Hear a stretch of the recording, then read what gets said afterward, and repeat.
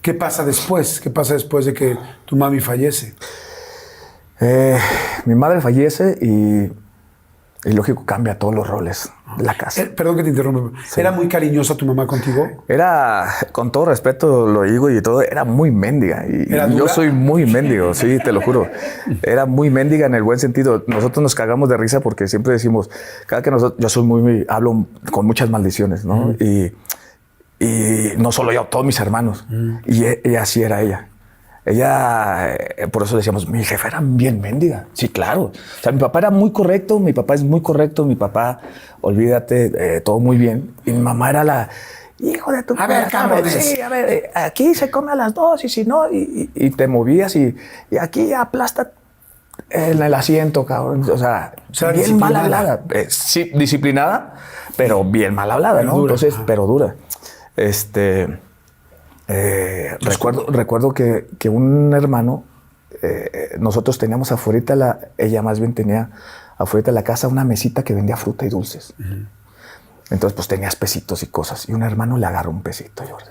Madres. Mi hermano de nombre Juan, lo voy a quemar. Le agarra así, se enteró ella. No sé, la clásica que traes tus pesitos contados. Claro. ¿Qué me agarró? Y pues todos, nadie. Jordi le agarró la mano y se la puso en el comal, Jordi. No. Aquí no quiero rateros, cabrones. Aquí todo el rollo. Así era. Órale. Imagínate. Así en el comal. Y con el pinche moneda para que le quedara ahí el tatuaje, ¿no? Yo veía una moneda y, jefa, ahí va. Me encontré una. Ahí está. A huevo, o sea, te estoy diciendo a ese grado. Que sí era dura. Entonces, era muy dura, ¿no? Okay. Y nosotros ya acá con el recuerdo, pues nos cagamos de risa, ¿no? Claro. Pero sí, hermano. Y entonces cuando ella fallece, ¿qué pasa en la familia? Cambian mucho los roles. Mi hermana parece que empieza a tomar el rol de madre, de hacer almuerzos, comidas, cenas.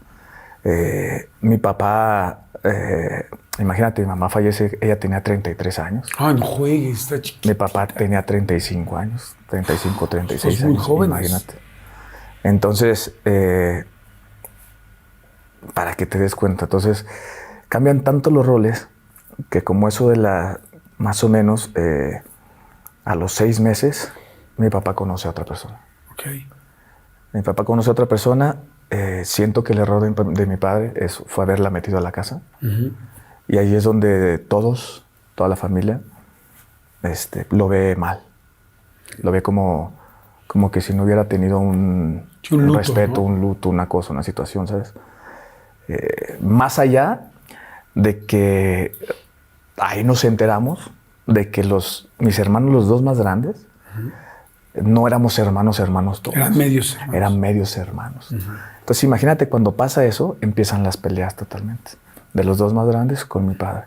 Entonces empieza a haber un caos grandísimo en casa, ¿sabes? Una persona de 35 años, 36 años, que era mi padre, con una chava que era más chica, que se escuchaba que hasta había celos entre ella y mis hermanos, ¿sí me explico? Y nosotros, los más chicos, pagando todos los platos rotos en el buen sentido. Y la familia se empieza a separar. Mis hermanos, uno se fue a Estados Unidos, ahí va el otro.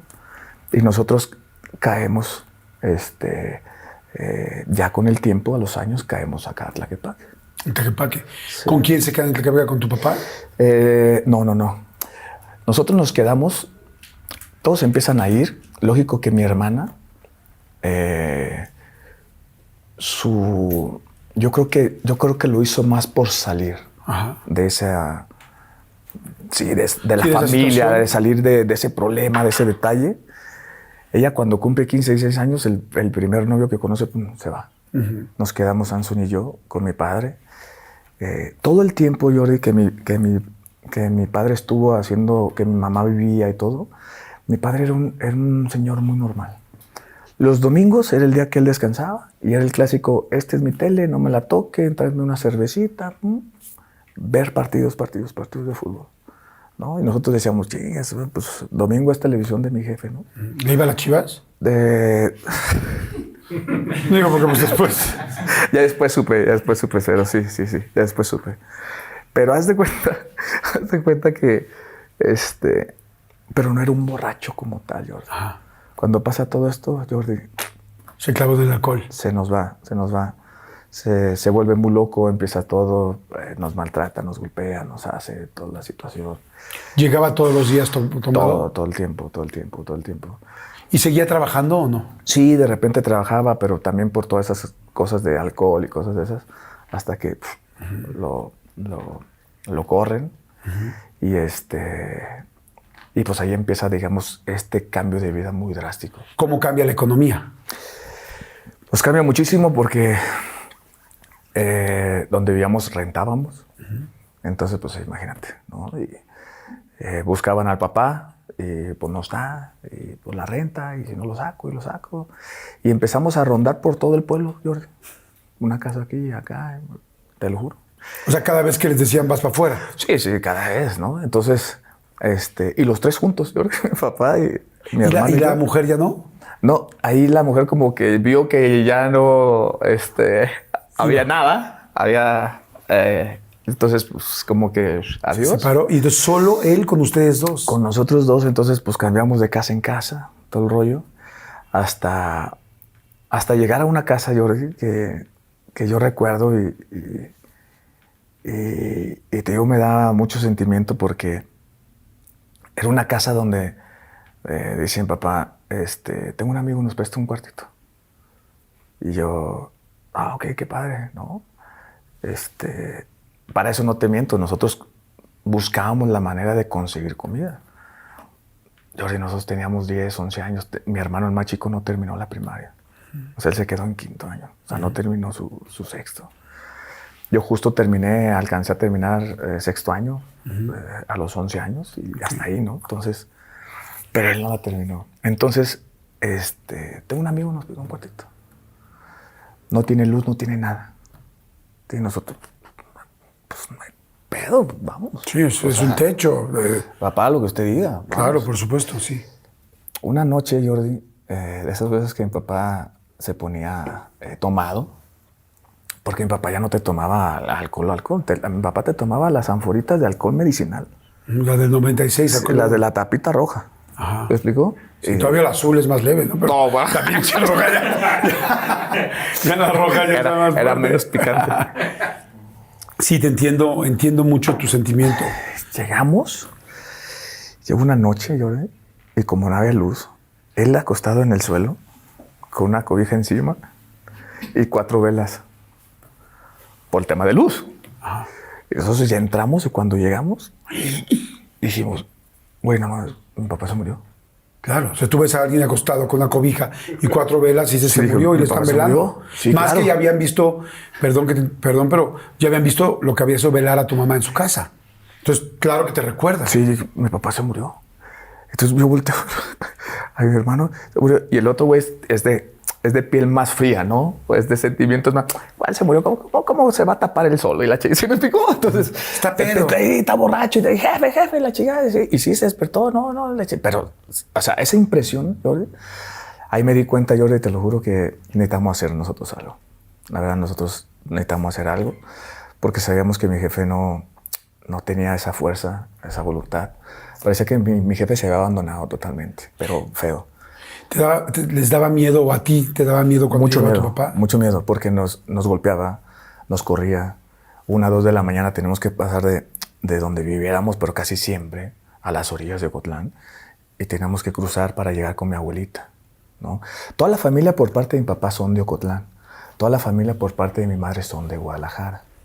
Entonces, todo ese tiempo nosotros, pues, donde viviéramos, teníamos que cruzar para llegar con mi abuelita. Agarrábamos piedras, Jordi, y le tiramos a la ventanita.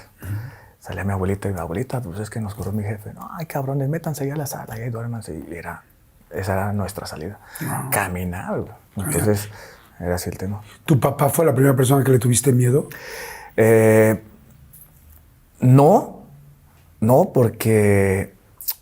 Pero sí fue una de las personas que le tuvimos miedo. Digo no porque nosotros en ese trance o en ese rollo, nosotros nos peleábamos en la calle.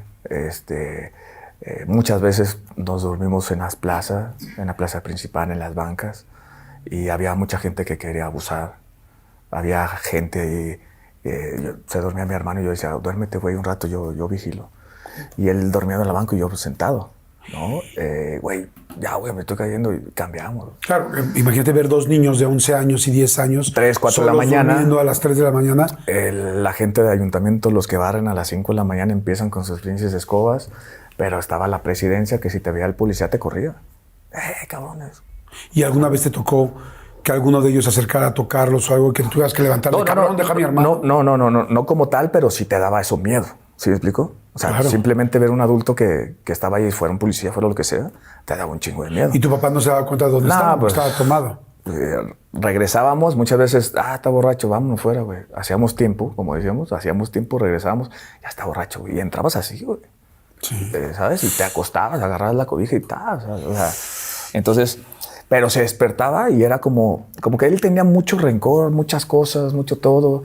No sabíamos nada de mis hermanos, los que se fueron a Estados Unidos. No es como a hoy, que hoy se va y tú fácil los contactas por las redes sociales y cosas.